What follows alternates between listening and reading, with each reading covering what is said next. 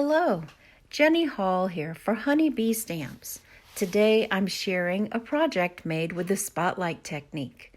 I'm going to use one of our new release buzzwords. This is the home buzzword, Honeycuts dies, and coordinating stamp set. I'm also using the Lovely Layers Pinecone die set.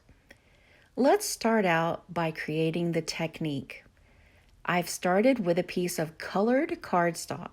This cardstock is a very light blue color, and I'm starting out by adding a light to medium blue color. This is Salty Ocean Distress Oxide ink.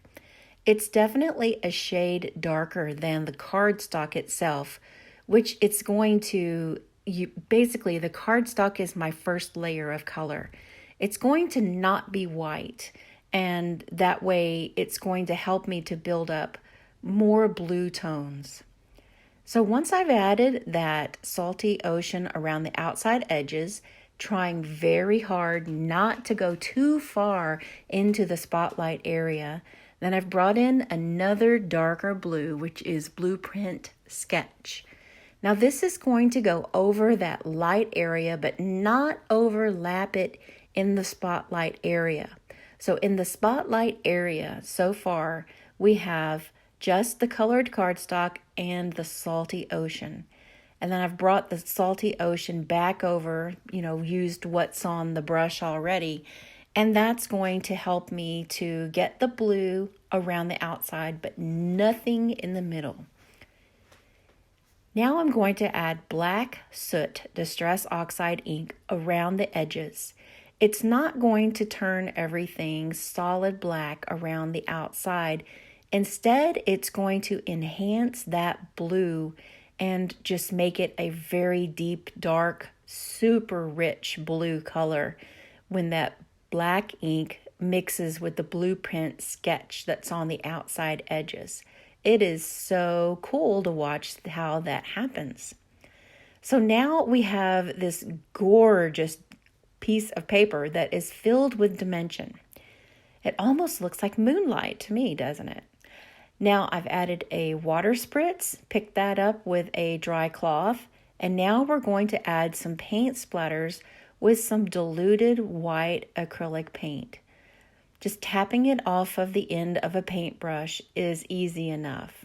You could also dab this on if you like. Now I'm going to add some black splatters with that same black soot. Not much, just enough to grab the attention. I'll need to be making some die cuts, and so I thought, well, I could make my own, or I could use a piece of cardstock. And I can get so much more dimension out of a piece of cardstock by adding my own ink blending than I could if I started with a piece of colored cardstock.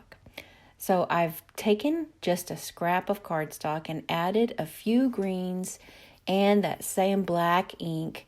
And I'm kind of heavy-handed on the black ink for this project, but I wanted there to really be a huge high contrast in colors.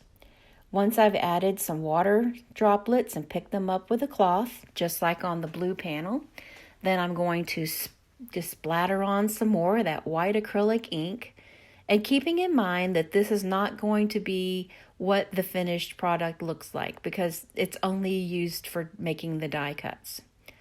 I'm using the 3 different branch dies that are in the Lovely Layers Pinecone die set.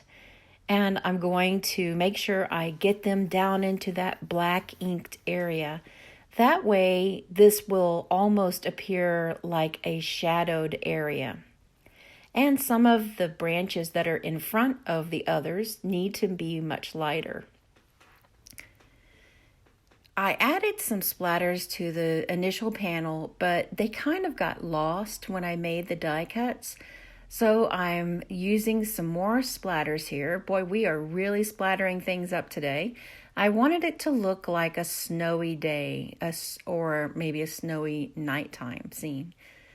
So I'm picking up each one of those and adding with the end of the paintbrush just a little bit of that white acrylic paint. Now I have created 4 different die cuts and 1 holographic die cut from that buzzword. This is a really cool buzzword. All of the new buzzwords are so much fun to craft with.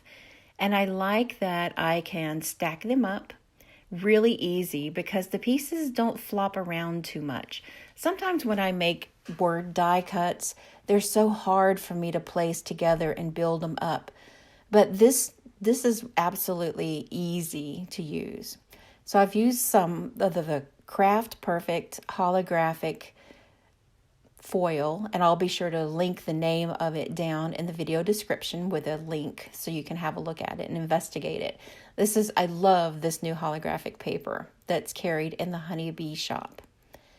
I'm going to use some black cardstock and white embossing powder with some juicy embossing ink from Ink on 3 to create a few words that are going to go on the card as well. So once that's heat set with my heat tool, and it's cooled, I'll take a dry cloth and get all the extra anti-static powder bag off of the black cardstock.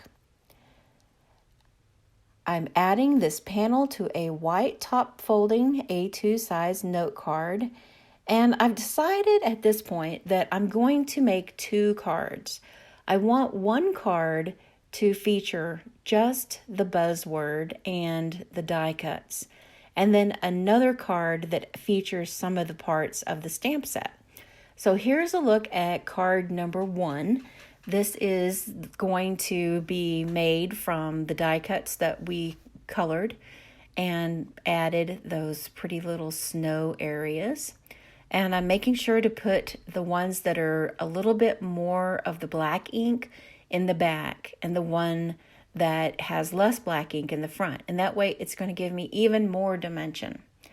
And look at that holographic paper. Don't you just love it? I'm going to add the buzzword down here, and then I will add some of the stamped sentiment edges. Now, I chose to make card number 2 off camera, and I had to use a different buzzword because we've got so many lovely buzzwords this time around from the new release.